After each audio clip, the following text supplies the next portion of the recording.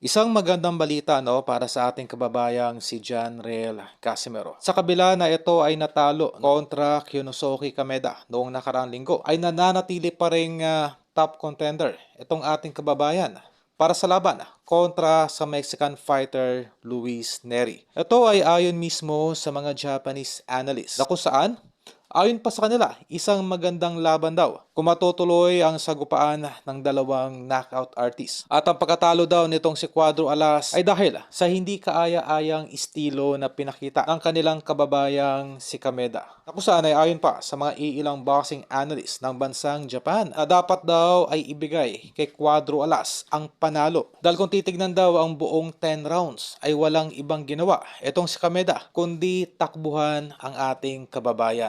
Ay talo po sa mga mata ng mga Japanese boxing fans etong si Kameda kontra kay Casimero. At yung mga ganong estilo raw ay kailangang iban sa boxing. Para po sa kalaman ng lahat ay sadyang ayaw po ng mga Japanese boxing fans yung ginawang estilo nitong si Kameda kontra sa ating pambato.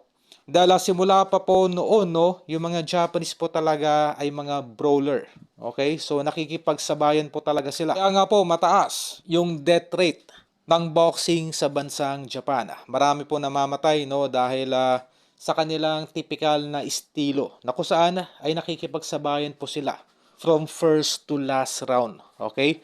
So hindi po sanay yung mga Japanese boxing fans at yung mga boxing analysts ng bansang Japan. Kita silang kababayan nila na gumagamit na mala Floyd Mayweather na estilo na kung saan ay exaggerated po yung kabaklaan na pinakita nitong si Kameda. Ganoon pa man ay dumepensa kagad itong kampo ni Kyunosuke Kameda na kung saan kung hindi raw satisfied yung kanyang mga kababayan sa ipinakita nito kontra Casimero ay willing raw etong si Kameda na magkaroon ng rematch kay Cuadro Alas sa buwan ng Disyembre.